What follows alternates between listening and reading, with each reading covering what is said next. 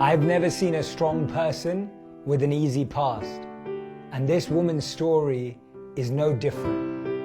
Her journey was failure after failure, rejection after rejection, setback after setback. Let me tell you her story. At the age of 17, she was rejected from college.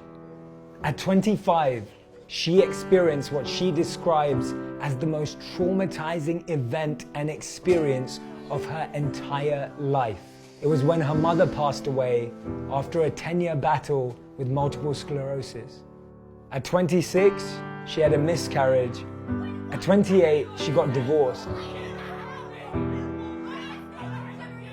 It's been described as breaking up from an abusive relationship, and then she was diagnosed with depression.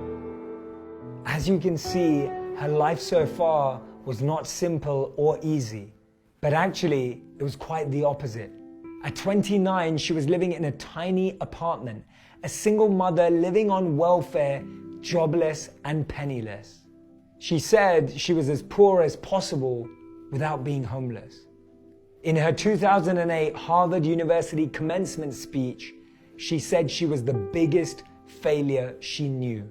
And at 30, after suffering the loss of her mother, after being rejected from college, after being in an abusive relationship, after going through a miscarriage and giving birth and being jobless and penniless in the UK, she wanted to commit suicide.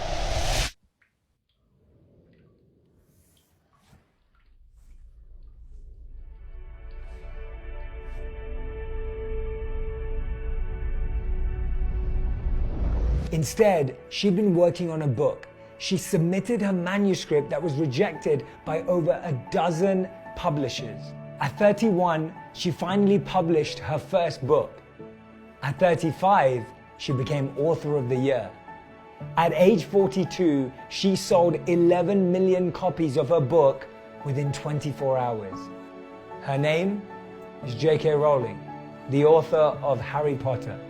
She has become one of the most successful authors of all time and one of the wealthiest women in the world, but all through a struggle, pain, and journey of hardship. In 2006, she told a newspaper that most of her books are about death because of how she lost her own mother.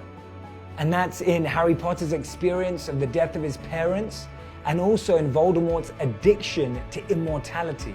Because she stated, "Aren't we all frightened of death?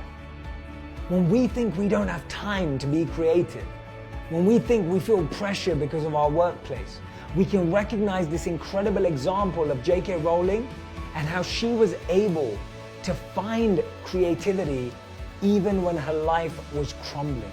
In 2011, Forbes estimated her worth to be $1 billion. But allegedly, she doesn't have that ranking anymore. Do you know why? Because she decided to donate a significant amount of her money to charity. This is a lesson for all of us. No one we admire, no one we are inspired by, no one that we take any inspiration from has got to where they are without rejection, without failure, without pain. And remember this changed my life. Any rejection is just redirection.